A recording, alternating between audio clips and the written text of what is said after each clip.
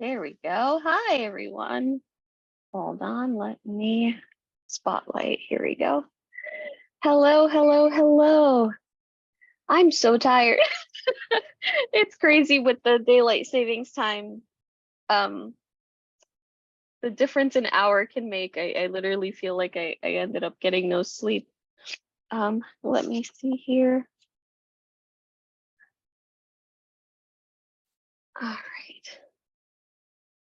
I feel like it's so early right now. My brain is like processing right now. All right, cool. Let me put this on silent. I don't know if daylight savings times affects other folks on here the same way, but it always like messes with my circadian rhythm. All right, let's see here. Okay, opening up the chat. Yeah, thank you so much for tuning in. Good morning, good afternoon, good evening, depending where you're tuning in from. Let me see, and today is a Q&A, so feel free to start throwing your questions. Let's see, this weekend for us, we were just I've been trying to purge.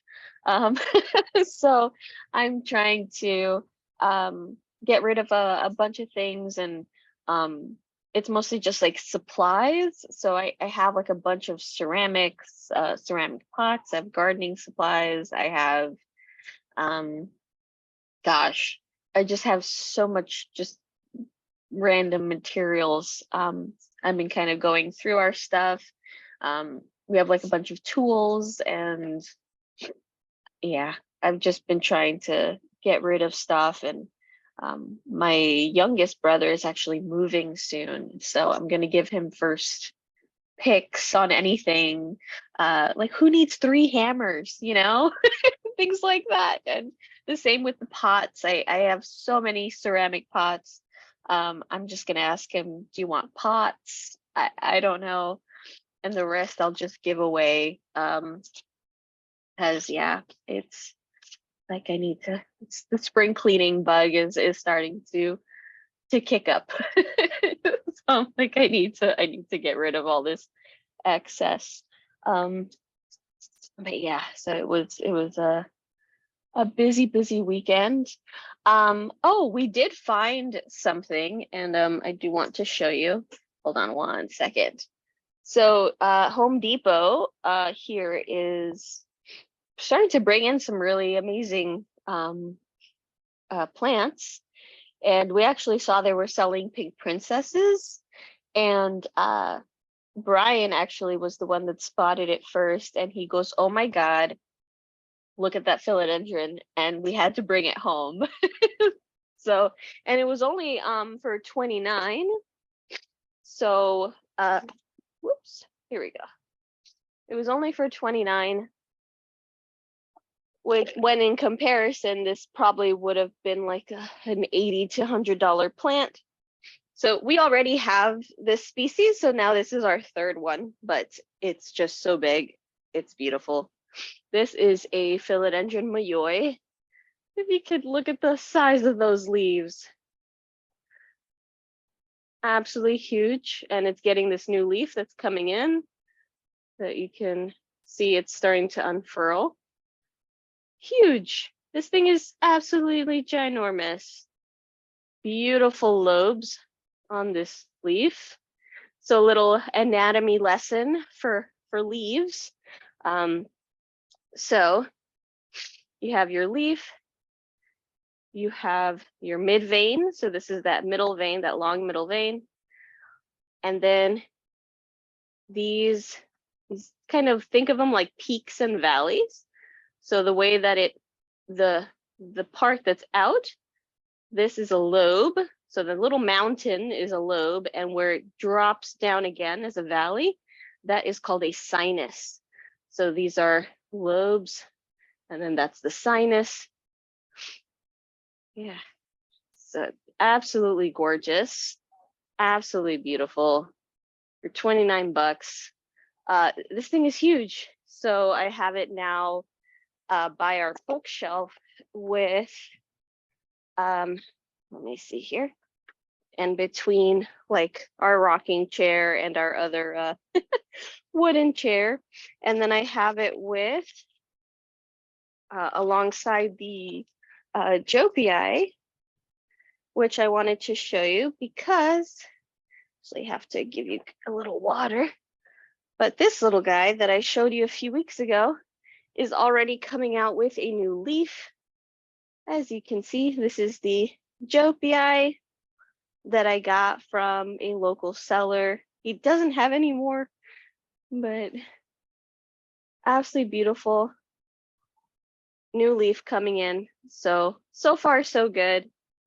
It's happy so far. So as long as it's good to go, I'm good to go because I really like this plant. Let me actually grab a little thing here to give it some water. Might as well since I'm here. All right. And I like to bottom water my plants. So here we go. I love these. I have these types. I use also like the small pint Chinese food containers as well for my pots, but this one is a square pot, which can be difficult. So I have these, which are meant for storing in cabinets. So I have long ones that I stick many plants on at the same time when I'm watering them. And then they come with these little square ones which are perfect for these little square pots. So yeah, I like to keep those on hand. They're very convenient. And I like that they're clear too, because I usually leave them with the plant as well, because then it's just more convenient. I can just fill them up, but they're not an eyesore because they're a different color or something like that. So I don't know, my brain likes it if it's clear. All right, let me see here. Oh, so Brenda has a question. I have a 40-year-old rubber tree. Holy moly. A 40-year-old rubber tree that has, within the last 3 weeks, shown problems. It's dropping leaves, some of which look normal, some that have yellow along the mid vein and outward a little. Ooh, okay. Then last week, I started to notice some leaves have brown black spots on the outer edge of the leaf. We have a very dry house. I water about every 2 weeks. Oof. Black spots on the outer edge, but you're getting yellowing in the mid vein that's projecting outwards. Hmm.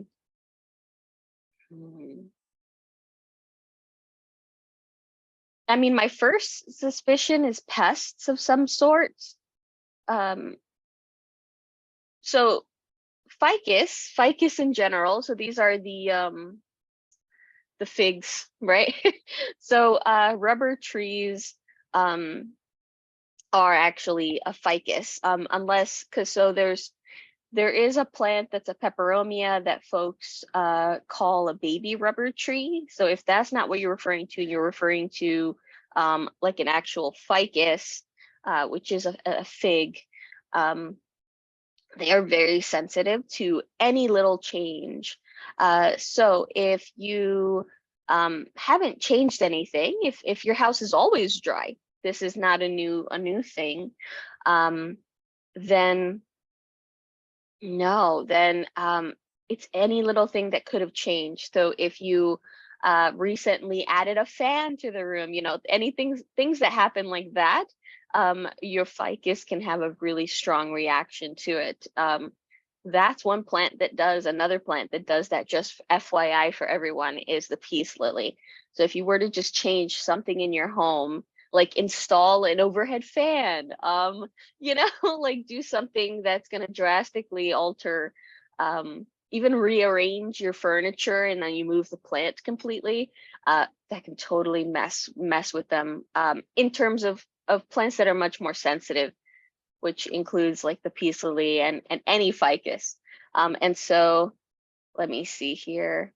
Oh, and so Brenda is mentioning that it is indeed a ficus. Oh, I did have a fan. Okay. I mean, I was just using an example. I don't think the fan would have caused the yellowing. If the fan, let's say, was making it drier, what you would see is what's it called? Crisping. You would see more crisping at the tips. You would see more crisping. It would just look like it's dehydrated. So you wouldn't see something that is projecting from the midvein outwards. You wouldn't see that. So usually those can be some type of pathogen. So it could either be caused by a pest, because a lot of pests are attracted to the midvein because it has of the most, fluid going through it, that sugar water. I'm trying to see, where did I put I don't have a plant next to me that has a prominent midvein. I guess maybe the Jopiae. Yeah, maybe the Jopiae. And so so for folks, again, this is that midvein. Not all leaves have this, but for the leaves that do, I mean, this is just very, very juicy, right? Has a lot of that sugar water that's pumping into the leaf through the stem, and then it's kind of going outward. So it's like prime lunch space for pests. So if you're seeing yellowing starting at the midvein and projecting outward, it makes me think that there might be a pest. Another pathogen that you could be dealing with is some sort of bacteria. I don't think a fungus, unless the black spots are kind of soft. I wouldn't, and usually they happen kind of towards the center of the leaf. It's not really just happening towards the edges. So even though you might not see some pests, I think it's something just to consider, that there might be something there.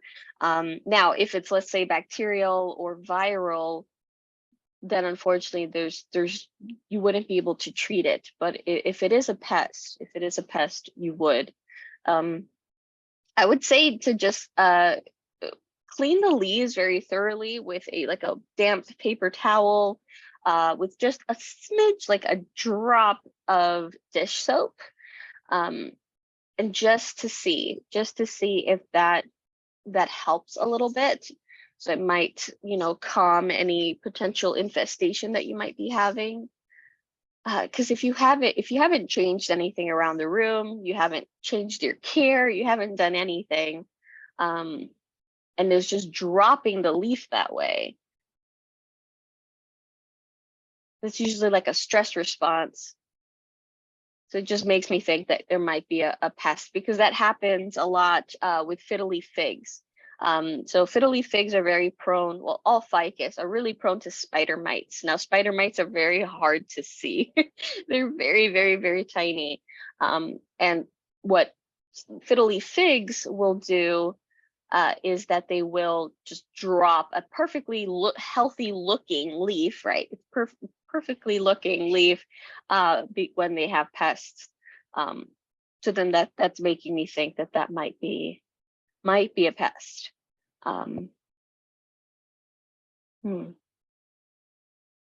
Because even cold damage wouldn't show as yellow. Cold damage would be black spots, but you wouldn't really see that yellowing. Like, that's like freeze damage, you get like these spots. So I'm my gut's saying pest. My gut is saying pest. Yeah, and to make it healthier, I mean, if it is a potential pest, cleaning those leaves, kind of staying on top of it. If you haven't changed anything about its watering, another thing you can just check is the root system. So I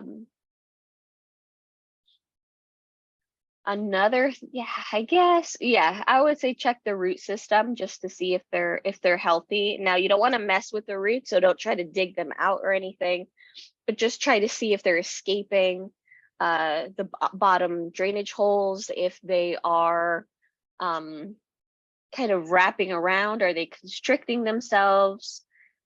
What can happen there is when the plant is severely root bound, what can end up happening is that oxygen and water can no longer be taken up by the roots. And then the plant starts to do weird things. And so that can sometimes be yellowing of the leaves, that can be leaf drop. My gut is still going with pests, but that is another possibility. So I would potentially check the roots as well, especially if you haven't changed anything. You've had it for 40 years, or it's at least 40 years old, and you haven't you've been caring for it for a set amount of time. It's been perfectly fine. So there has to be an outward stimulus. So that could be its own roots that have finally overgrown. Or it could be just that something's attacking it, and this is a stress response.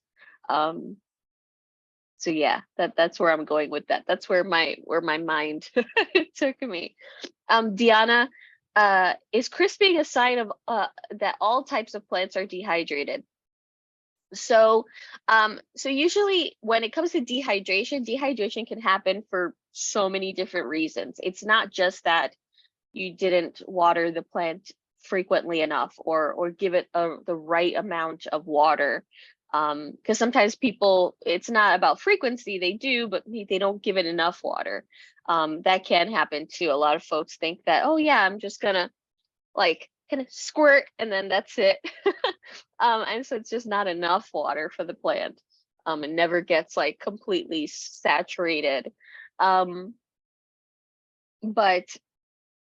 dehydration can also happen from its inability. So let's say you are watering even the right amount, you're saturating the soil, but your plant is root bound. It's unable, the roots cannot work in that capacity when it's severely root bound. Some plants like to be a little root bound, but when it's severe, they can no longer do their job. So they start to essentially strangle themselves.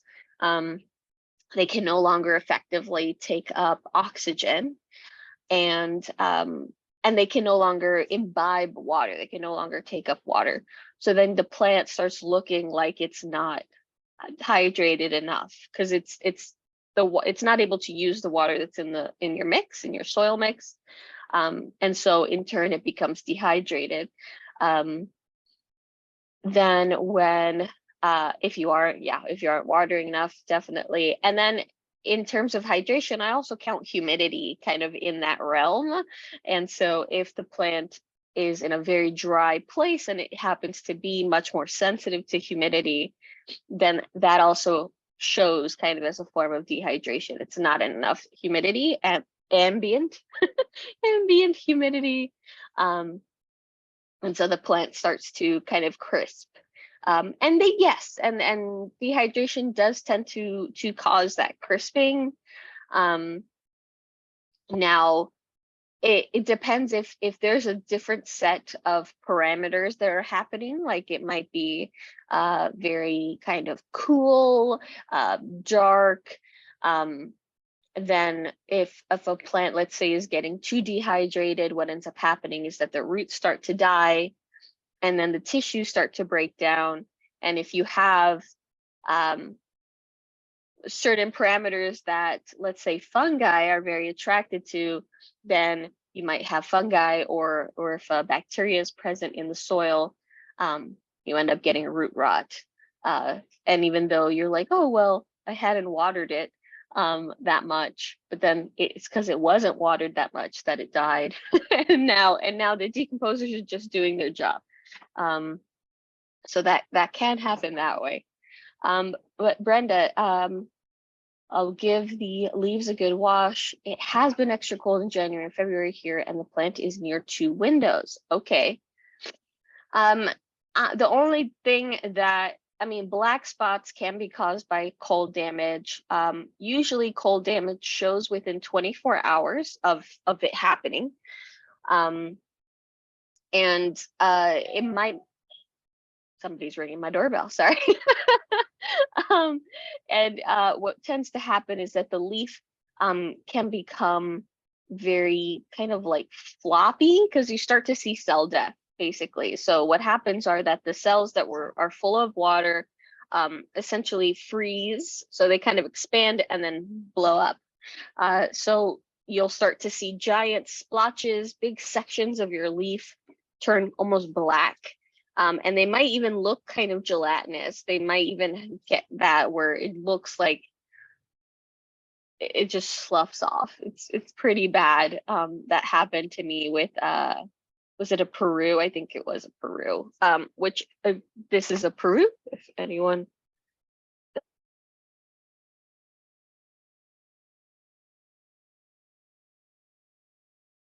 Sorry, somebody's trying to call my phone right now, I think.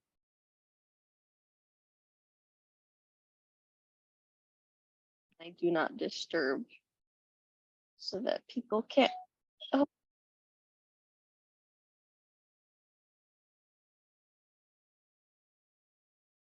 So I don't know why this isn't hanging up.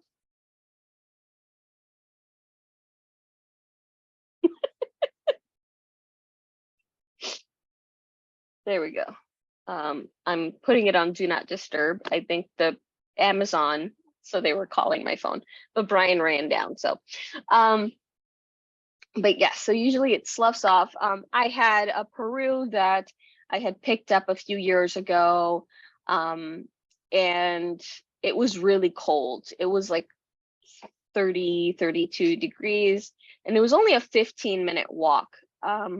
So it was 15 minutes for me to get there, 15 minutes for me to get back. But we didn't have anything to put it in that was very protective except for brown paper bags. And so the guy put one like in a brown paper bag and then put another brown paper bag on top. And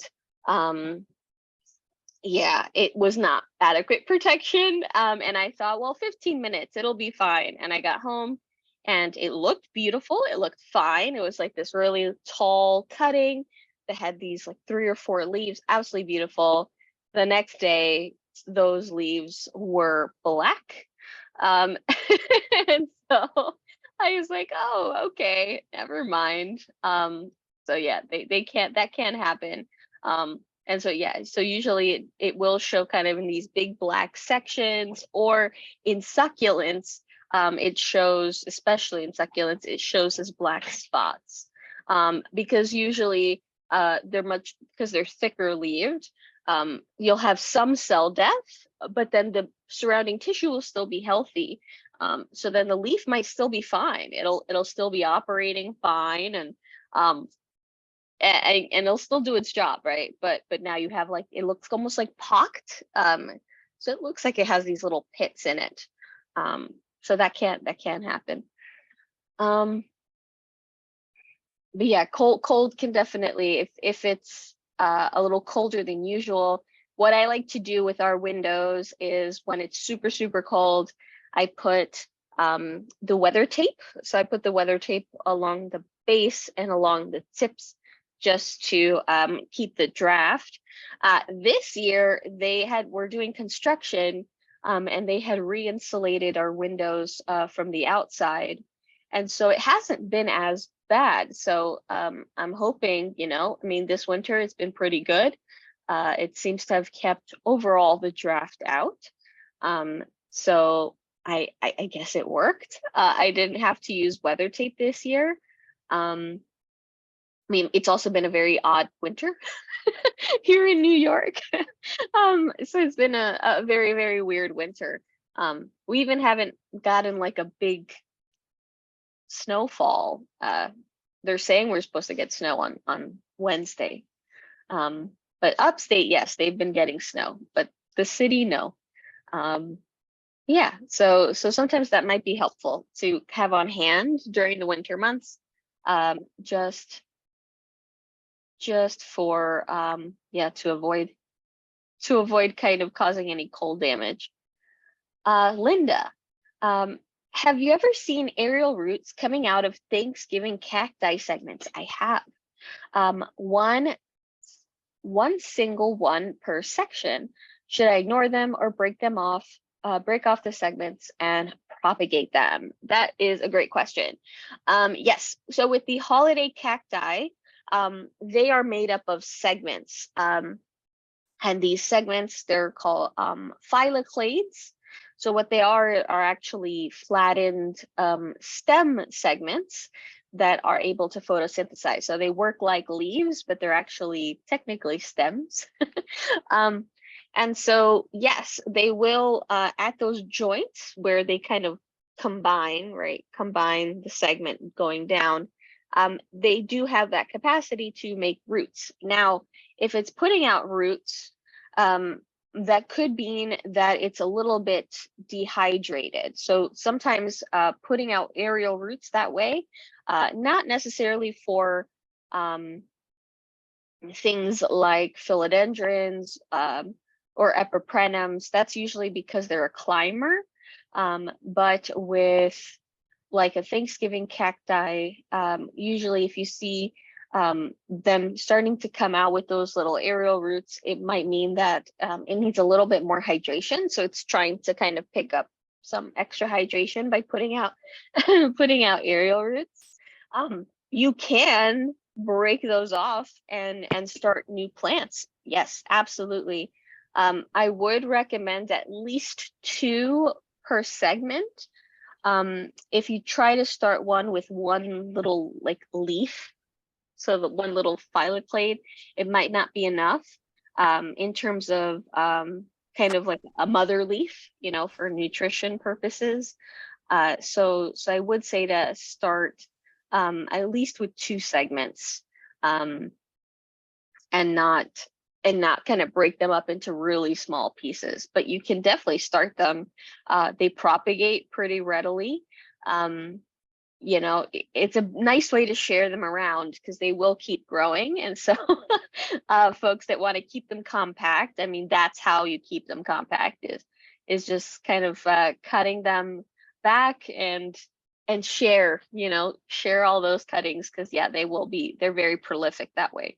So if you are seeing the roots like that, yes, you can totally propagate them, but also just try to see if maybe when you do water it, make sure that you're giving it a good like a nice, you're getting the soil nice and saturated, because it might mean that it's just a little too dry, so it's responding by putting out those aerial roots kind of in excess, right? So that could be. Let me see. Oh, you're very welcome. Very, very welcome. Hi, Jocelyn. Oh, hello. It's Linda here. I kind of thought that, and I was cooking here some lunch. Sorry, it was noisy. But anyway, yeah. I thought that maybe that might be the case. It was dehydrated.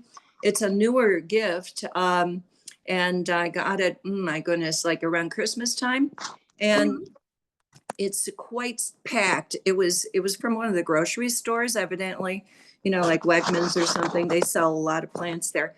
Anyhow, yeah, quite packed together, thick. And I have never seen that. So I thought, well, yeah, maybe, but it's right after the top one segment. So I'm gonna wait a bit maybe and wait until that sprouts the next one and then do that. And the follow-up thing I wanted to tell you this, I was so excited last night. I had to tell you today. So remember back in the day, about 2, 3 weeks ago, I said that I had a snake plant that was flowering, right? Yes. Or Yes. stem sticking up, and what were all the little, juicy things? Well, long story short, about 4 days after I talked to you, I could see those stupid little things on there. And they were, yeah, it was scale. So I treated it with, the treatment. I did 2 treatments on it. Everything, now it's really clean as a whistle. And guess what? Last night it bloomed. I'd say I probably had about 7 blooms, and it was so beautifully fragrant. I cannot tell you. So today I come downstairs, take a look at it, and blooms are gone. It only blooms evidently for like just a few hours, but I still have a few buds left. So I'm looking forward to it. Starts blooming from the bottom of the stem up. And, I'm just so thrilled with it. It was like kind of a whitish green flower, almost in the shape, of a hyacinth flower, Mhm. only delicate. And the buds look like broccoli rabe unopened, you know. And so I had no idea, it was such an exciting day. I just wanted to share it with everybody. No, that's awesome. And yes, yes, I'm glad that you were able to at least solve the mystery Yeah, of what was like that, because you were saying, right, that it was like really sticky and looking. it wasn't sticky off in the first part. And then I dabbed at it with a paper towel, and then, the little droplets, and I said, okay, well, they're gone. And then they came back again. I said, uh-oh, danger, danger, red alert, you know? So I said, okay, time for a treatment, you guys. And then when I was rubbing the Q-tip in there, then some of the little bugs came. They are so, so tiny. I had to take a magnifying glass, and they're clear, kind of light greenish clear. Mhm. Oh my goodness. And I have no idea where they got it from. And so, but maybe it came in on the plant from the store, you know?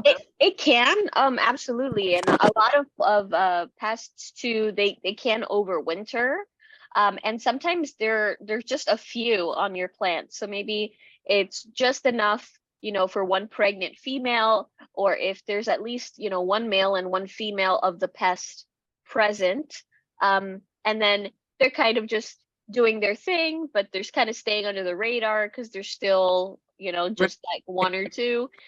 But then once they start to reproduce, and then especially when the plant starts to now lower its defenses, if the plant starts to show any signs of stress, that is usually when pests take full advantage.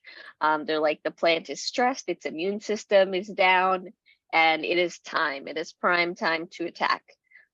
So usually that's when they'll start to reproduce a lot.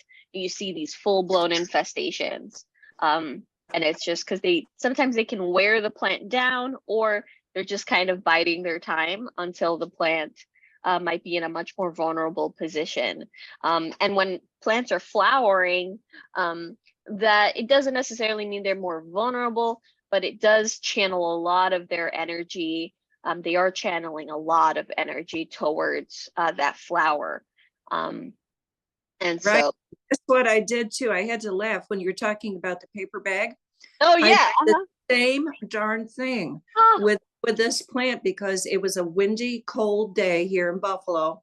And I said to the plant people, I said, I can't take this out in the wind. I've got to put at least a paper bag on it or two. And I started laughing, and all it was walk, I'd say maybe, half a block to my car, which was warm. And I put it in the front seat because I was afraid. And, and I like seat belted it in. It was really ridiculous. But anyway, yeah, so it could have lowered its immune system with that stress. And, it already had the bloom on it. So I'm kind of thinking, the combination of everything probably, But anyway, just wanted to share that. And I'm so happy I got that, bloom to happen actually. And oh my gosh, it's a wonderful fragrance, wonderful. So I'm so glad that I wasn't sleeping through it. Like I could. Anyway, bye for now. Thank you. oh, you're very welcome. Yeah, no, that's great.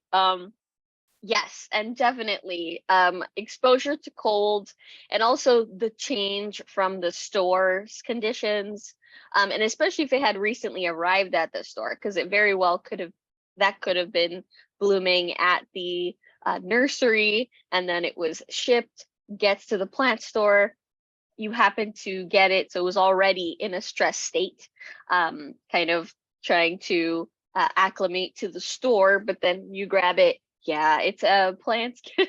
They definitely come into our homes already pretty stressed, and that does indeed lower their immune systems. So that's why it's great to kind of quarantine your plants because they are in that extra stressed state. So when you bring them home, you don't know if that vulnerability might have attracted a pest, and then you don't want to end up introducing that to the rest of your collection. But yeah, it definitely makes them much more vulnerable. Let me see. Diana, could you give an idea of a dwarf tree suitable to plant along a sidewalk along the garage wall? It already has a soaker hose in the bed, has an eastern exposure, but because of the other foliage, it doesn't get much sunlight. Ooh. So a shade-loving plant, shade-loving, moisture-loving, eastern light, so it would get some good morning light, and then dwarf plant tree. But actually, Jocelyn, it is a Western. By the Oh, it's time a the sun western comes up, exposure. it's a Western exposure. I'm sorry. No, And, no, no, you're fine. The soaker hose, the irrigation system here doesn't come on but twice a week. So it's not really wet. The bed, Oh, okay. it could get dry, especially with summer coming now. So, but we're limited as to what can be planted along the sidewalks, according to the condo rules. So I Yeah. just want something small that could be contained. I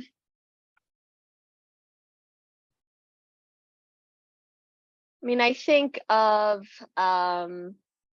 if you want to go with native, I mean, witch hazel. Witch hazel, it grows kind of more like a shrub. It's easy to kind of prune back and keep relatively small. Crepe myrtle does tend to do pretty good in western exposure. And those they can stay pretty small, and people do cut them back to keep them compact. Okay, is there a dwarf variety of that? Because I love the crepe myrtles, that they are so beautiful in the different They are. colors. Really pretty.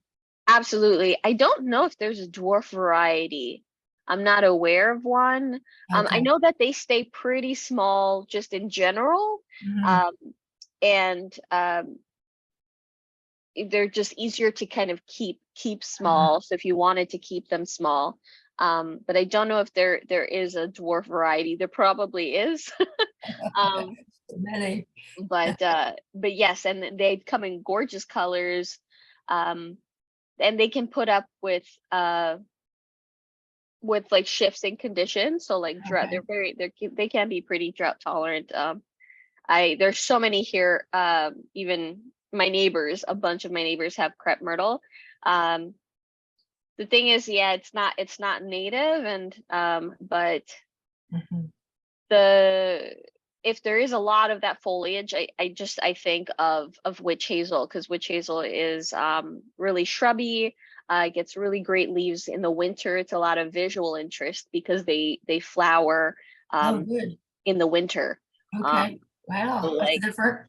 yes, so like it's usually around kind of like, yeah, like January, February, sometimes in late December. The whole tree will be completely bare, and it'll just be covered in these flowers, and they look like fireworks. Oh, Um, wow. they're just these little like squiggly lines, Oh, and they look so pretty. Um, is it a and, hummingbird attractor? I don't think so. I think I'm not sure what pollinators they work with because it's always in the winter. So I think they might just be wind pollinated. Okay.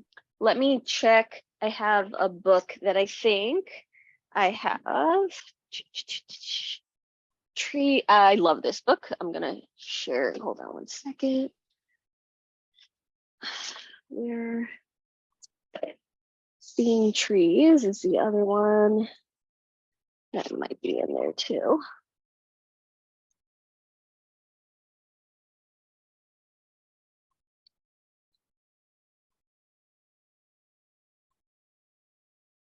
I really do recommend these two books. So Trees Up Close. Okay. I have so many leaves in this book. There's a bunch. I can see the spaces, and these are all like a bunch Oh, of yeah, leaves. great bookmark. That's I get that a lot when folks come and check out our library, and they're like, "Oh, can I borrow this book?" And I'm like, "Sure." And then they open it, and like leaves are falling out. And this is part of the same kind of series. So this is like the Okay. little one. And then this is the big one, which is Seeing Trees. So they're all it's the same photographer. But I think it does have the, let's see, Hamamelis. That is the scientific name is Hamamelis. It's not in this one. Maybe in this one. I'm sorry to make you go through all that. No. It's a good excuse to recommend books. Okay. So not a problem. But I think it might be.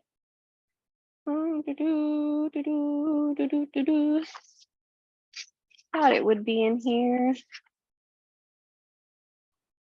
No. I thought of a bottle brush bush. A brush bush, yeah. That stays pretty, yeah, pretty. You can keep that kind of tamed. Um, that one's a good option. Spice bush. If it grows in your area, I know we grow a lot of spice bush here. Okay. And you're in Florida? Florida and Orlando Yeah. Central. So I'm not sure. I'm not sure about the range of spice bush. It is native to North America, and it's common on the East Coast. Mhm. Yeah, I could look that up or ask at the nursery if they have any. the spice bush is really pretty. I mean, you wouldn't go here in the fall. It turns a bright yellow, and then the leaves, when you scratch them, it's like scratch and sniff, and they smell like citrus, kind of like a pine saw-y type of smell. And then in the winter they have these little buds for the leaves, but there are a bunch of little balls like all over the twigs, and it's really beautiful visual interest too for the fall. Okay, I'll look that up So too. those, I always try to promote kind of because especially in Florida there are so many invasive species. Yeah, they really, some of them grow so wild. So trying to find some species that are native, but that would fall kind of within that desire, right? That will kind of stay rather compact, something that would be easy to manage, that likes the atmospheric humidity. Yeah, That doesn't mind being a little shaded. I like that all of these bloom because it needs some kind of a bloom out front. Okay. Light it up the front. Yeah, thank you. Thank you, Jocelyn. No, This you're is welcome. good. Ooh, Linda said, what about a variegated willow shrub, and that it grows really fast and has pretty dappled leaves? Oh, that's an idea. That is a very good idea. Yeah. Let me see. Oh, and Jamie says, if I'm carrying a plant several blocks in a shopping cart from the store in bad weather, would a plastic garbage bag or two protect?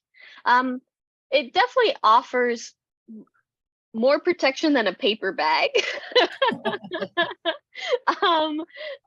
It definitely offers more protection than a paper bag. But it still might sustain some damage. What I have done in the winter months is when I am going specifically to go pick up a plant now after that experience that I had with my Peru a couple years back.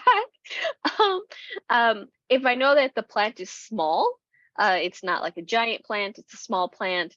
I've been bringing a cooler, like a bag that I have that's like for like lunch. It's insulated, and it's like one of those that you kind of just over the shoulder bags, and it looks like a giant cube. And I've been actually bringing that with me. And so what I do is I put the plant, I seal it, and then I'm not worried because it's perfectly insulated with just that. And that's how I've been protecting them. I literally been carrying them around, taking a lunchbox with me, essentially. And that has helped. That has really, I haven't had any cold damage with the smaller plants that I've picked up that way. Because we here in, so I live specifically in like Long Island City, here in Queens, and I don't know what happened in the last 2 years. There has been such a like surge of rare plant collectors in the area. So it's nuts. It's absolutely nuts. And so we're getting a lot of folks offering amazing plants, especially cuttings, which is great. And in the area. And so yeah, I've actually taken a cooler with me, so to protect them during really cold days, especially. So if it's like under 45 degrees, under, especially if it's windy too, I'm bringing that extra protection for the plants, just in case. Just in case. Let me see. Oh, Linda's, yeah, and it works. It works. And I literally had just got the idea. I was trying to, because Brian was going to be picking up some plants on his motorcycle. So he was going to go into the city and actually pick up some plants. And he was trying to think of, well, how can I transport them on the motorcycle without them, like, he didn't want to put them like in a bag, and and he's riding his motorcycle and the bag's just flapping in the wind. So he was just like, what can I do? And so I have a backpack that is a cooler. I don't know why. I have like 4 different versions of coolers in our house. But I have a backpack that's a cooler. And so he put that on, and it worked. It was perfect. He was able to put the plants. He was writing down, and it was perfectly fine. They were safe. And it's also kind of like that fluffy, because it has like the cooler kind of padding inside of it. So it was a perfectly safe way to transport them. And then that's when I thought, that is a really great way to transport them, and that would protect them from like high winds and cold. And so now when I walk over to different sellers, I have an over the shoulder one that I use. but yeah, it was all because I was trying to think of like what could he get on his motorcycle with that would be safe, that the plant won't end up flying off of his vehicle, and also won't end up getting really cold, because if he's going really fast, that's extra wind. It's just that's not gonna end well. But yeah, it worked. So try it. Yes, only in New York. Yeah. Yeah. Oh man. But yeah, he's picked up plants on his motorcycle. It's so funny. Brian literally the other day, I think it was last week, and he was just like, "Oh, I'll be back in a few minutes." And I'm like, oh, okay. And I'm thinking he's like running to the store or so, and he comes back and he has like a plant. Uh, I'm just like, oh. So he has definitely he got it bad. He got it really bad. So, and especially Brian, he's much more obsessed with variegated species. And so he's just like walking in with gorgeous like Monstera albo, Thai Monsteras. What did he get? I think he got a variegated Burl Marx. That was the one that he just picked up. Let me see. I think I took a picture of it. Let me see. I think he's in a meeting, so I don't want to go into the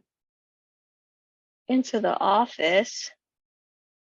Let me see. I think I did take a picture. Oh yeah.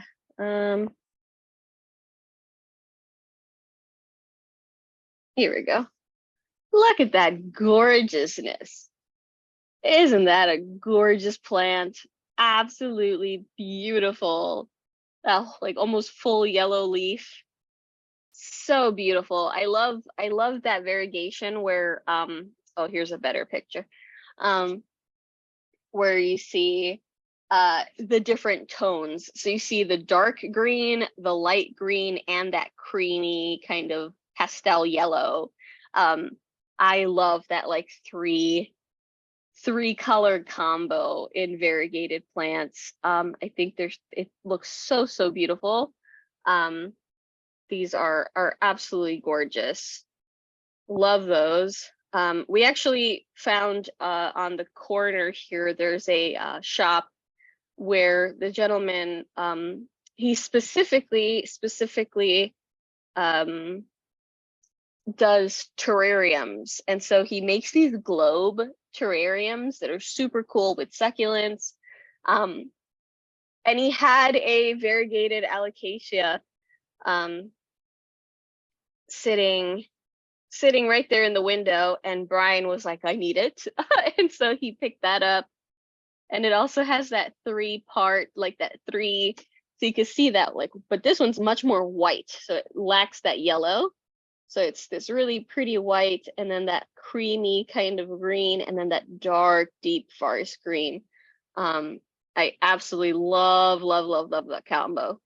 But yeah, so Brian really gets all the variegated. I mean, variegated, obviously very beautiful, but for me, I like weird plants.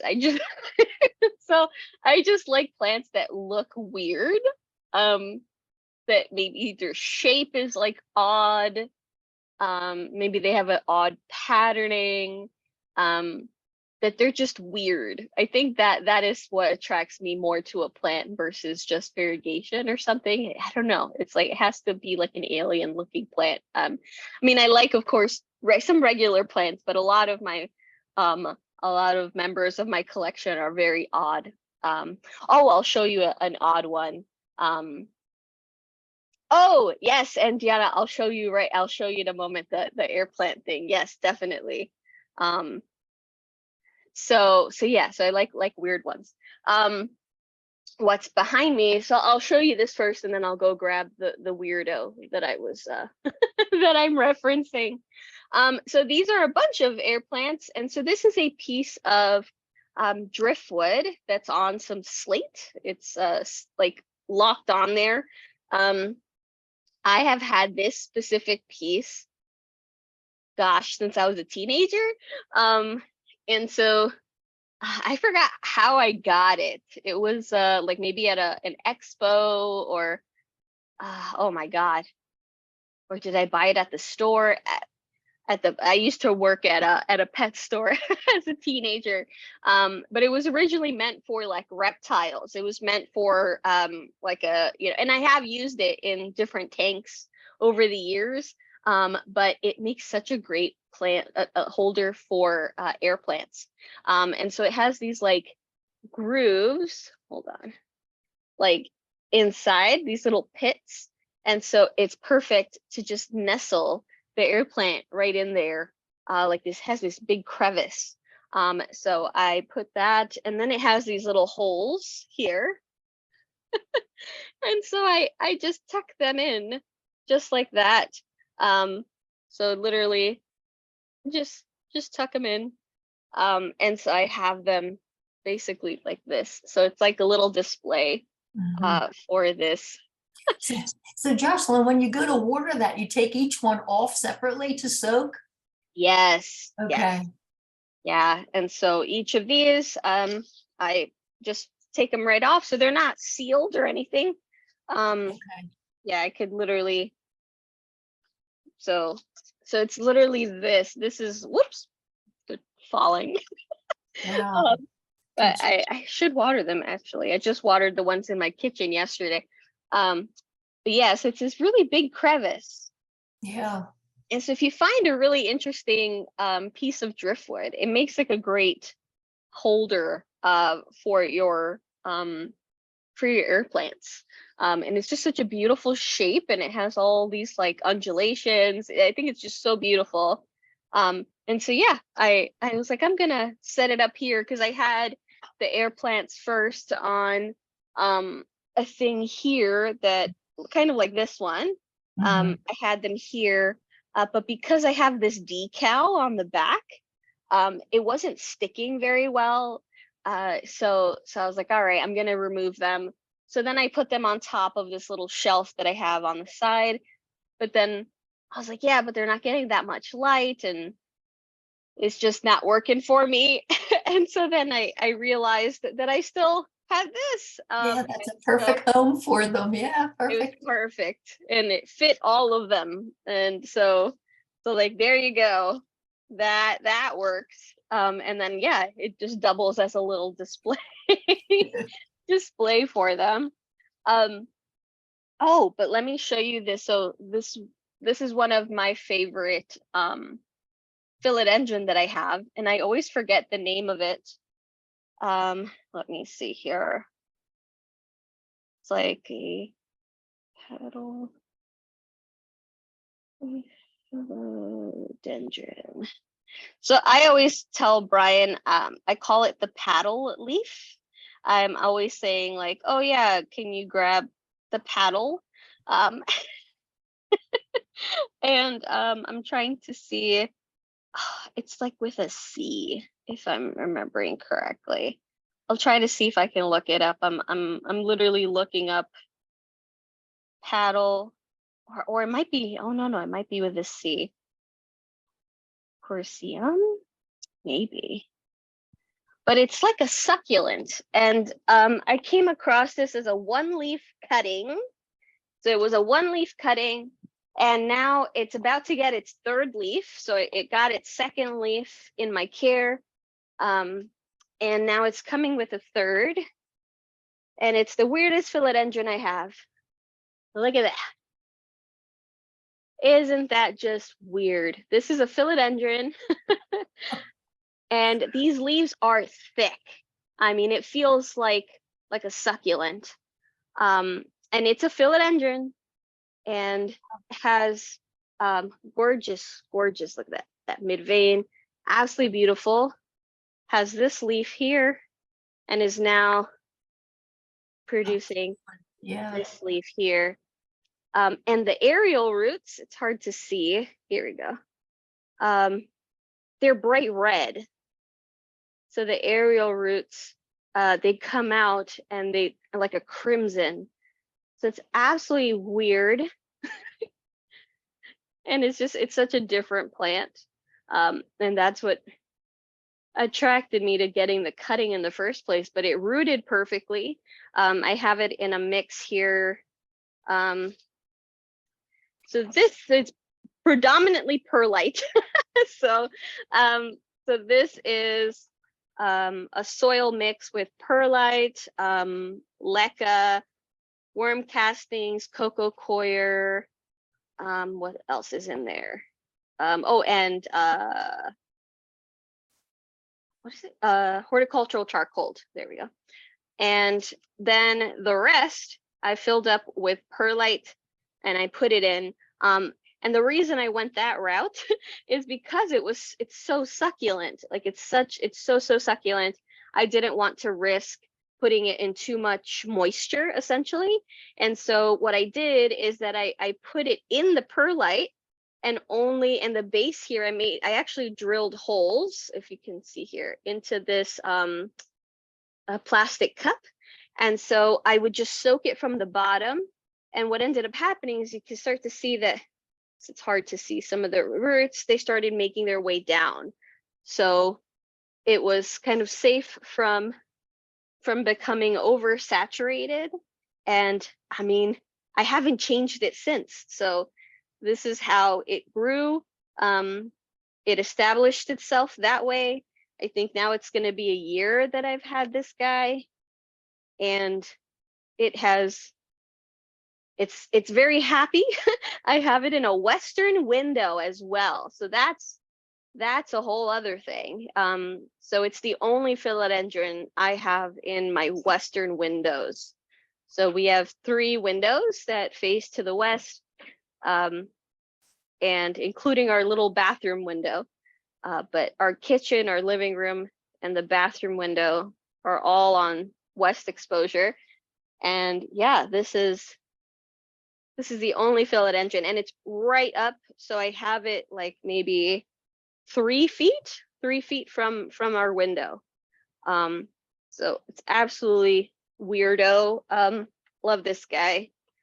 So if you're able to find it, definitely grab one, because yeah, they're very, very odd. What else here can I and I'm excited too, because my Stephania erecta is starting to come back. Here we go. So I have this, it looks like a potato, a little root there. Looks like a potato. And in the winter it died back. So I had it as a big vine, and I had it on a trellis and everything. And it was over here, it was right next to me. But then it died back as soon as it starts to get cold. It just kind of slept. So it was dormant for the winter. And then now it's starting to come back. So you can see that little dot right there. And so it's starting to wake up again. So these are fun little bulb, like a caudiciform plants. And yeah, so I'm excited. When I was watering this weekend, I was like, it's coming back. So just a little nub. And here next to it, I have a voodoo lily. So this is a voodoo lily bulb as well, that I have. So right now I'm letting it sit on some leca. So what I do is I just fill up the water about here. The leca pulls that water, and so it gives them some moisture for the roots to start kind of generating, but without putting the plant like in mud, because you do run a risk of rotting these. So this has been my foolproof way of avoiding that. And it's a very similar process that I use for a lot of my like succulent propagations as well, is kind of just letting them sit on leca. I also have some that sit on pon, but it's the same premise, where I fill it just below the top line, and I let their little roots kind of go underneath, but then that whole top layer is bone dry, so I don't rot any of those pieces out, because that's just the issue that I found with a lot of my succulent propagations, which was that when I tried to just grow them in soil, they would just be too, it would be too moist, and then they would just go. Just trying to pluck these guys back onto here. There we go. And yeah, really easy to put them back. So it's just, I should give these guys a watering later today. But yeah, really easy to just take right off and put them right back on. So if you do have air plants, definitely try to find some driftwood. Driftwood is something you can make a really, really nice piece out of it. So this one is attached to a piece of slate. But in our bedroom, for the air plants that are in our bedroom, I have this really flat piece of driftwood that Brian and I actually found at a wildlife refuge. It's our favorite wildlife refuge. It's called the Wellwind Preserve. And we found this it looks like a giant paddle. And I was like, and it has like one hole. And I was like, wow, this is such a like distinct piece. And it's like that long. And I loved it so much. And so we brought it back, and yeah, I have it. God, that thing's like maybe almost 10 years old now. And I have it in our bedroom, and I put our air plants on there. So definitely, make use of the driftwood. It really, really looks great. Let me see here. Sue, so what material should I use for my aloe vera? It's dropping pups because it's so big in its pots. Ooh, okay.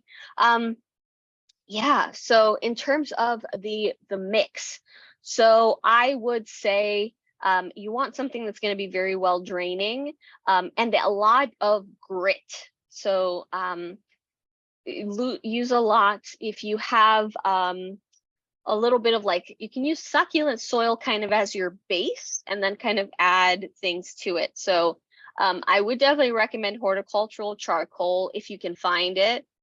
I have a little bit of orchid bark in mine, just a little bit, a pinch in there. But then I also have poultry grit. It's cheaper if you can't find leca, if you can't find lava rock.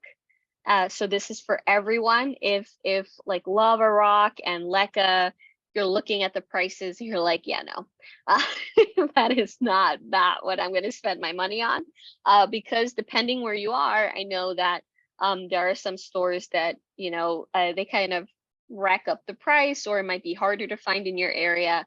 So an easy substitution, which works beautifully, and if not almost identically, is poultry grit. So this is what you mix in with chicken feed, and it helps. They eat these little stones. It's usually crushed granite, things like that, and helps them kind of digest the food, and it makes great.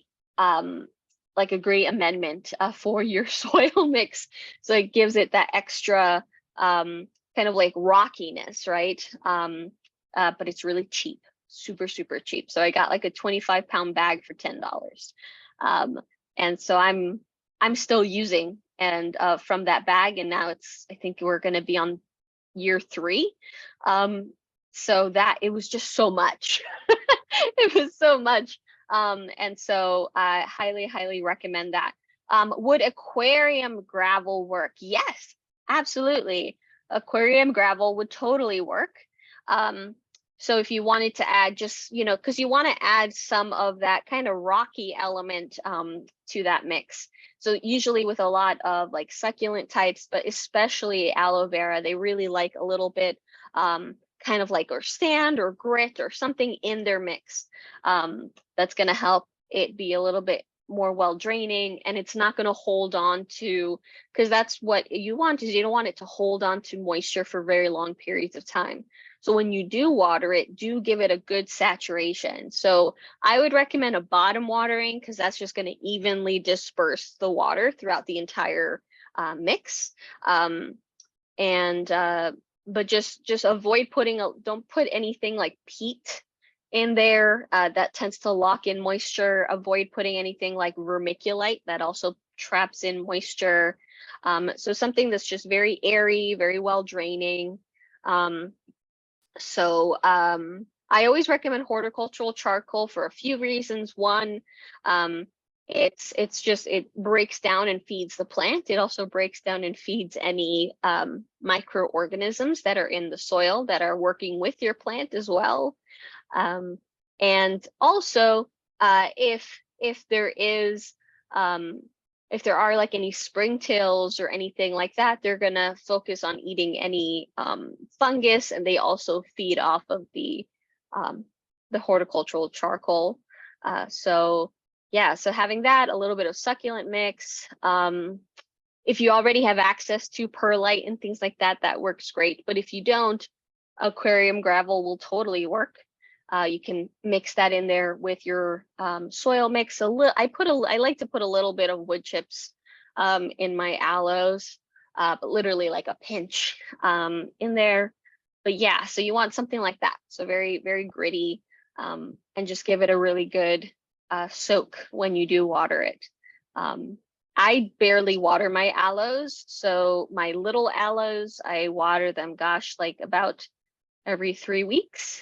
And these are like small aloes that are like that small. And then the bigger one that I have here in my western window, maybe once a month. Yeah, so barely.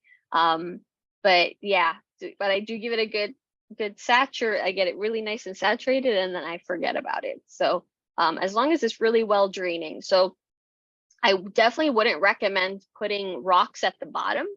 So I used to do this myself. This is how my mom taught me.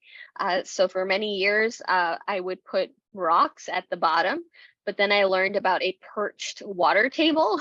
And so what ends up happening is when you put rocks at the base of your pot, you're actually trapping the water from going through effectively. So what ends up happening is that you actually bring the water level closer to the roots now. And so the water can't escape because now it has like a dam basically. And especially if you're using like big chunks of rock they're not porous. So I didn't know this. So for many years I was doing that. And it's only been the last like couple years that I stopped because I found out about that. And I was like, oh, I probably shouldn't be doing that.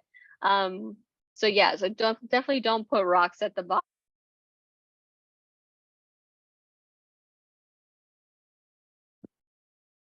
Hold on, let me pass my phone over to Brian real quick.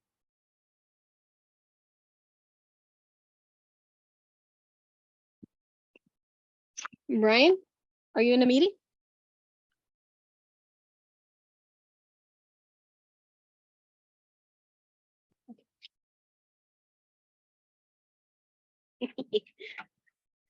Here we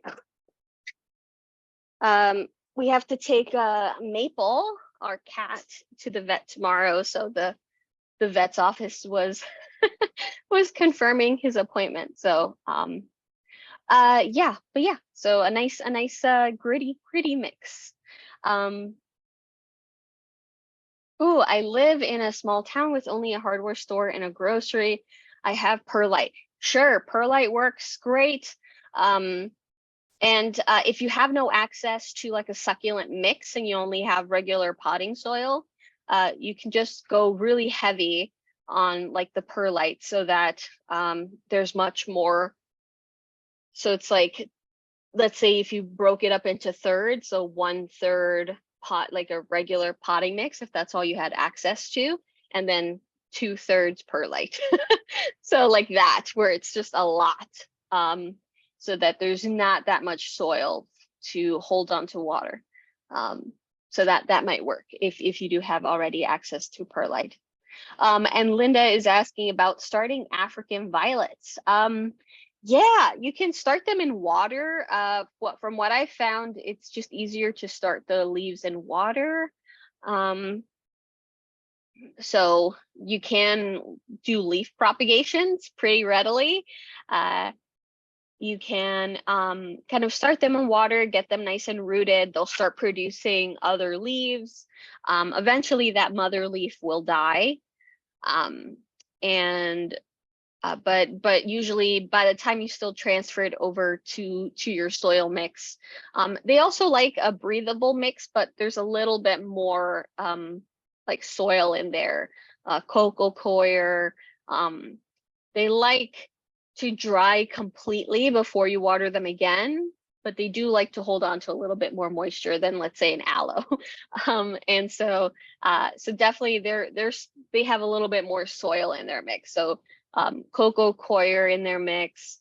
I mean, you do want to have perlite in there, a little bit of wood chips, so something like the orchid bark, a little bit of worm castings as well. So a nice airy mix, but it does hold a little bit. There's a little bit more moisture retention. But because they have very fuzzy leaves, so with plants that have very fuzzy leaves, and so this can happen with African violets. This can also be the case with certain succulents that seem very fuzzy, like furry. And so they don't like water on their leaves. And so so just be very careful if you have African violets that you are propagating and you just transferred them into soil. A lot of folks start to miss them, but to kind of keep just a little bit topsoil a little moist for them. But the problem with that is you're getting all that excess water on the leaf that it can't shake off, it can't take off. They get trapped in the little hairs, and then the water, like in a usual leaf, there are grooves that kind of, it's been, it's evolved for it to kind of do and go off the tip. But when there's all these little hairs, the waters get trapped. So I would recommend getting something like a squirt bottle, which you can kind of just wet, dampen the soil a little bit if that's what you were trying to do. So just if you had the choice between a mister and a squirt bottle, I think that's the squirt bottle is going to be a lot better there. But yeah, it's pretty easy. So if with African violets, you can do leaf propagations. They will also produce kind of smaller ones that you can separate out. You can do kind of root division. Yeah, they're a really cool plant to propagate. Before we left Costa Rica, my mom, we took her to, I still have to edit that video. There's so much video. But we took her to this plant shop, and they had a variegated African violet, and she'd never seen one. So here that's fairly common, like in the last, even before the COVID, the variegated African violet was getting very big here in the States. So it became kind of commonplace. So before people were like, ooh, and now it's like, oh yeah. It's become much more popular here and like more accessible. But over there in Costa Rica, that she was like, I've never seen this before. And it's still more of a novelty. So I know she's super excited. And it was like a very small one. So it was the mother leaf, and it had a bunch of the new leaves starting. Absolutely beautiful. So yeah, if you can find those too. So I love that you can start them with just the leaf cutting. African violets are a lot of fun. They're really cool. They like a nice amount of sunlight. So yeah, they do appreciate sunlight. And they do appreciate, they like humidity. They like a little bit more humidity, like at least like 40. But they can tolerate a little bit more as long as there's good air circulation and you're not misting them directly. So don't put, let's say, the little the humidifier to kind of point at the African violet, and don't like spray it directly. But it does like if there's atmospheric humidity, definitely. Oh, so Linda's saying I have freckles African violets, white with purple dots. Oh, that is so cute. That is so cute. There's so many different variations, just even in the flower type, that they're like ruffles. One thing that's on my wish list. I feel like my wish list is never going to stop growing. It are they're miniature African trailing African violets. So it's specifically a miniature. They have very tiny flowers, tiny leaves. and they trail, like they're hanging. They apparently grow in a very kind of cascading manner, and they're tiny. They kind of stay very compact. And after I found out they exist, I said I need to have these, but I've never seen anyone selling them. So I don't know if I have to go to like like a specialty seller. I might end up having to do that, because they're so neat. They're so neat. So I definitely want to try that. And which reminds me, if anyone is interested, especially if you're into orchids, Aqua Genera is doing a big they're doing a bunch of pop-ups around the states. So they're going to be in New York City and Brooklyn in April. I'm trying to remember what day in April, but it's a weekend in April. And we're going to be putting our order through, and the last day to put your pre-orders through for the Brooklyn pickup is March 27th. So if you're in New York City or in New York State and you are trying to get your hands on some kind of rare species, Aqua Genera will be doing a pop-up in April, but you have to get your pre-orders in by the 27th. They do sell plants at the pop-up, but they usually increase the price pretty dramatically. So I had gotten a plant for $13 and they were selling it there for like 50, 40, 50, maybe more. So they really inflate the price, because I think it's the shops that are inflating the price. It's kind of, giving them some extra income. But they do usually have plants at those pop-ups. But I would recommend doing your pre-order. But what I love about Aqua Genera is they have a bunch of philodendrons and monsteras and anthuriums, but they also have a wide variety of orchids. So I had picked up a mini orchid.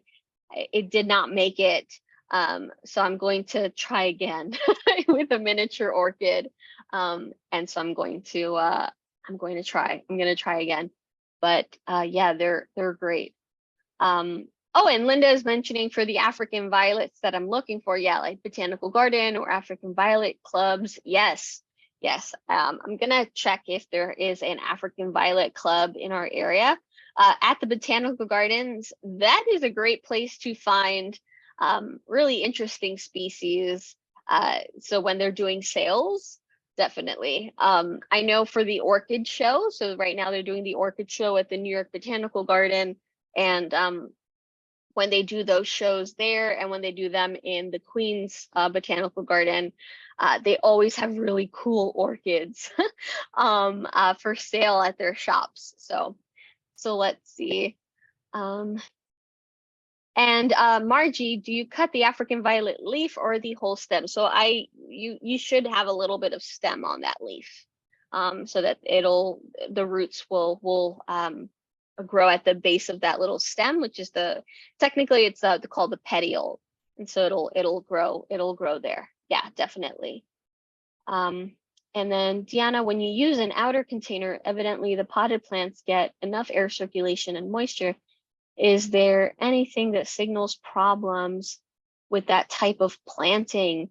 So you mean when you use like a display pot with Yes, the pot inside? yes. Yeah. I've only found an issue when the actual pot is a lot smaller. Okay. So if from what I've had a couple cases where I would put the pot, let's say this is my outer pot, and then the inner pot was like the nursery pot was a lot smaller. Mhm. Then I've had twice where it was holding too much moisture, where the base started rotting out, and I had another one where it started getting like what's it called, like a mold. And so what I do now, just in case, is I put something either at the bottom or if I realize that the pot's going to be really, really low. But I mean, it should be, if it's not substantially much lower, it should be fine. I would just say, just keep in mind that it's something you can easily remove. So I don't recommend, definitely don't water your plants in their decorative planter, because some of water might end up staying there. And if you're not kind of draining it and making sure that excess water isn't just sitting there, it can like end up rotting your plant out. Okay, So definitely, when you water them, remove them from the display pot and then put them back. great. Or at the very least, if you water them, if it's easier to like set a timer on your watch or on your phone or something, just make sure you go back and empty out any excess water, because definitely don't don't want that. Okay, thanks, Jocelyn. Great. You're welcome. Mhm. Oh, and Judy says in Fort Worth, Texas, there's a beautiful presentation of orchids that's open until April 9th. Oh, thank you for letting us know. Yeah, there's so many. I think I was just seeing people still sharing photos from the Philadelphia flower show. So I'm wondering, how long does it last? I thought it was like a weekend. Um, but I just saw people over the weekend sharing photos, but then I thought it was the weekend before. So now I'm like, was it like long? The Philadelphia show usually runs the week, I think, Jocelyn. Yeah, Ah, I thought it was like a weekend thing. Oh, that's awesome. I think it's too big just for a weekend. It's too much work. Yeah. I'm from Philly, and one year the convention center where they hold it is so big, they flew a flying saucer inside the auditorium. That's That how is, big it is. Yeah, it's amazing. It's just so amazing. Worth the trip. oh, I need to plan for that next year. Oh, Judy, yes, yes. So Judy's saying that she'll send me pictures, please. Yes, definitely. Oh my gosh. I think I have a whole album. Even from let me see here. Albums.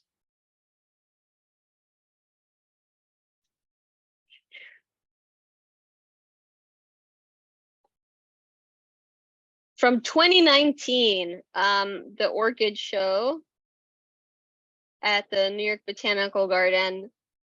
And it's just, I have so many photos. Um, there's well over 100 photos of the different orchids in here. Trying to see if there's some.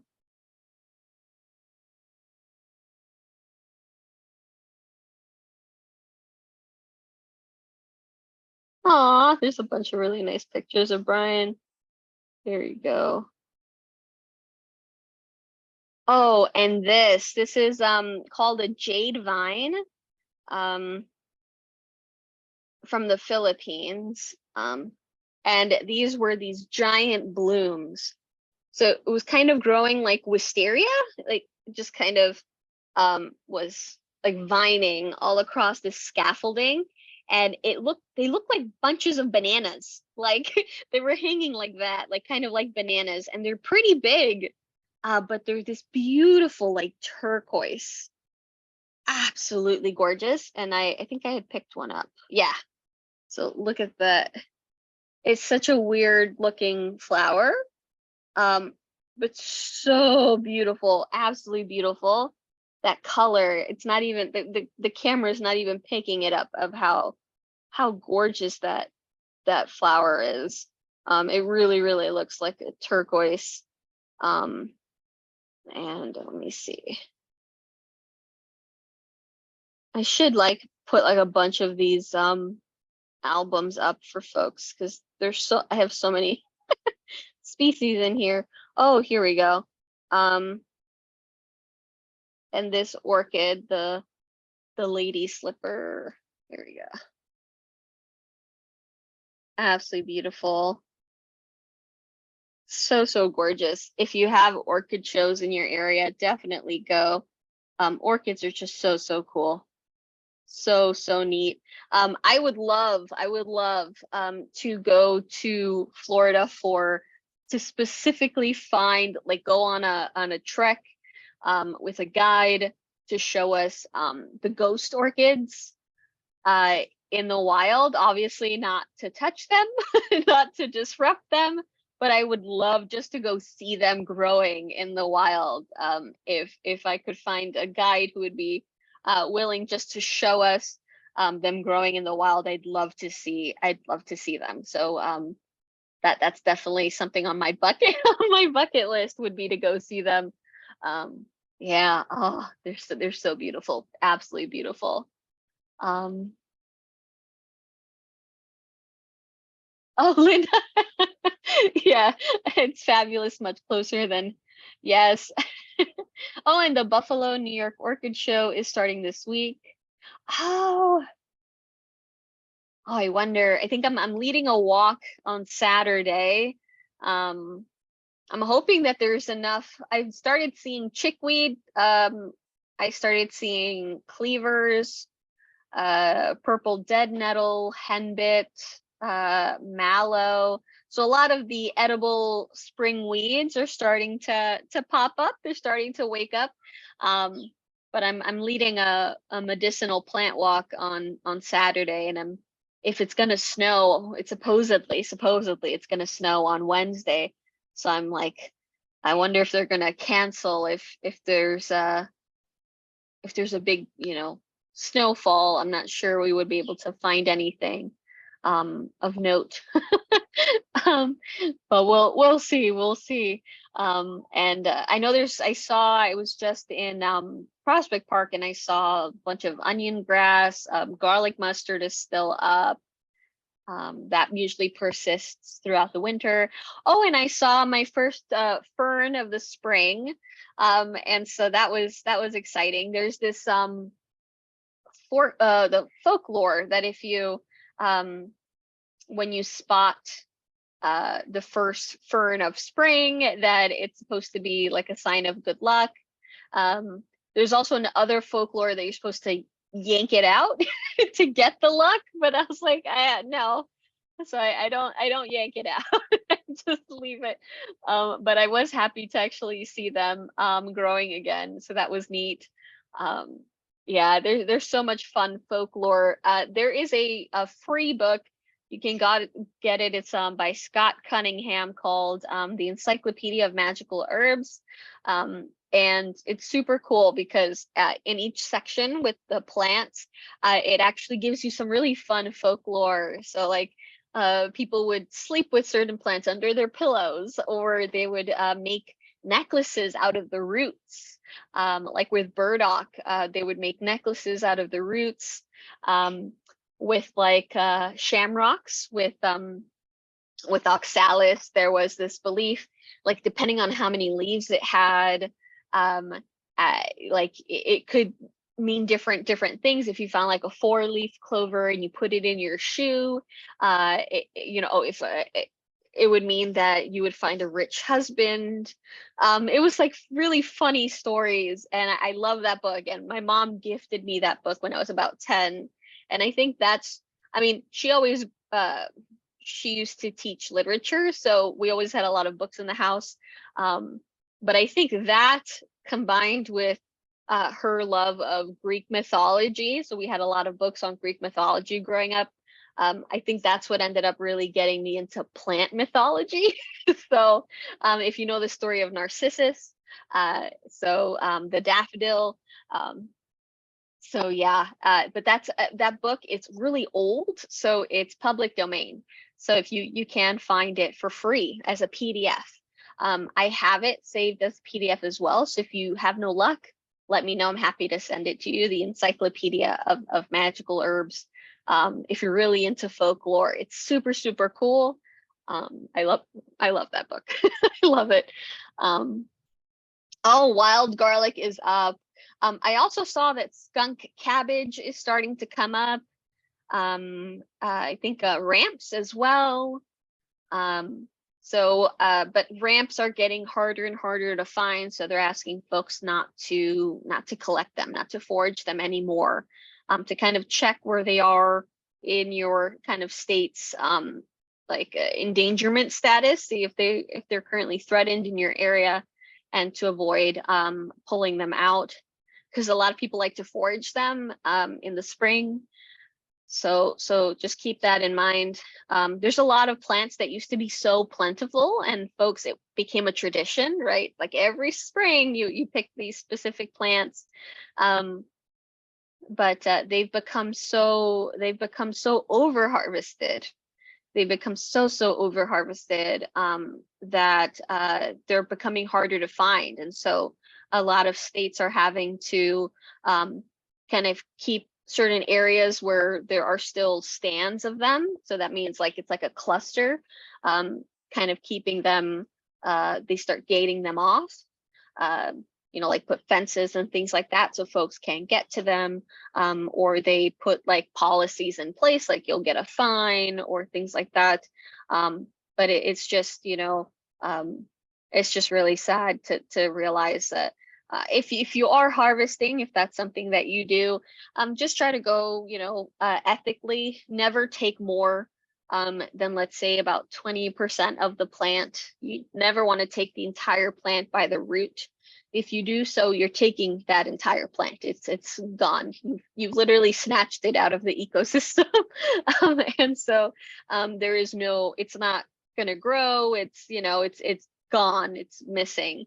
And the problem with a lot of species is that you know, they're dioecious. So there are plants that are male and certain plants that are female. So they produce male flowers and female flowers. So that becomes a big issue, is if they're being over harvested, and then let's say it just so happens that there's only males now left in the area, they become functionally extinct. And this is what's happened with a lot of philodendron species, for instance, like Spiritus sancti, which is right now it's actually so much cheaper. Before, the plants were thousands of dollars, but there's actually a seller here who is selling them about the size of my Jobii for about $300 or $400. So still a lot, but a lot less than the thousands of dollars they were going for.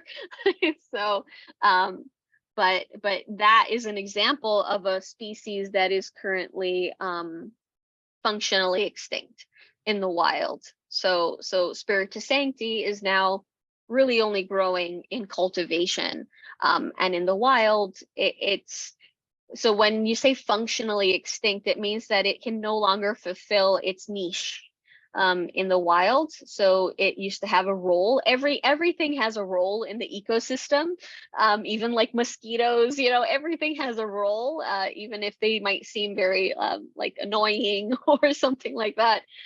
They all are like a puzzle piece, and so they can no longer fulfill their role in the ecosystem, and they can no longer reproduce. So they become functionally extinct. So yeah, so if you are kind of foraging, just kind of keep that in mind. Maybe always look up the species and always leave some behind. So don't kind of wipe out an entire stand, like a cluster of the plants, or take so much that the plants can't kind of come back next season. So yeah, I think please take that into consideration. Oh, and Sue is saying would love to learn anything about healing herbs. Yeah, absolutely. So I'm planning. I've been working on some new presentations and things. So yeah, I'm gonna open it up for my herb classes again. But yeah, I have a lot of herbal books, so PDFs. So if you any of you are looking to kind of get have like some reading or things like that, feel free to let me know, because I literally have so many PDF versions of herbal books. A lot of them I actually have physical copies, but then I like getting a PDF, so I can always it's easier to search if I'm searching for a specific passage, and also it's easy to share. so so if I really like a book, I will try to find the PDF so that I could send it to everyone. So let me know if that's of interest. I'm always happy to share books. I hoard digital books as I hoard my physical books. So I'm always happy to share. But let me see. I think I got everyone. Thanks so much, everyone. Yes, think spring. Exactly. Think spring. Thank you so much, everyone, for tuning in. I hope that you enjoy the rest of your Monday. I hope those that are in areas that have daylight savings, we will get through.